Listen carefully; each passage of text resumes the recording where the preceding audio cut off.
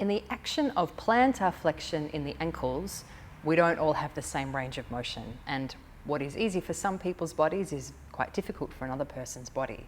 If somebody has a difficulty plantar flexing their ankles, there are lots of things in yoga where that's going to come up and be either painful or problematic. So looking at Lucy's ankles here, if she goes ahead and plantar flexes her ankles or points her ankles, what you want to look for is how much in line the tops of the feet are with the tibia bones. And you can see here that for Lucy, they're pretty even. If you can then imagine that Lucy was on all fours and the floor was pressing into her shin bones, it would be pressing into the tops of her feet as well.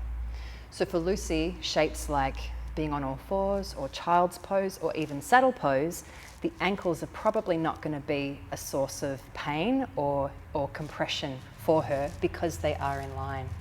In Dave's ankles, if Dave goes ahead and plantar flexes his ankles, you can already see that there's quite a difference in height between where the tops of his feet are when they're pointed as much as they can be and where his shins are.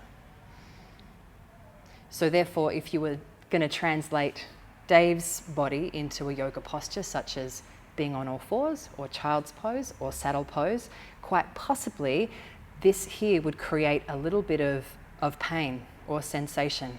Is that something that you feel? Yeah.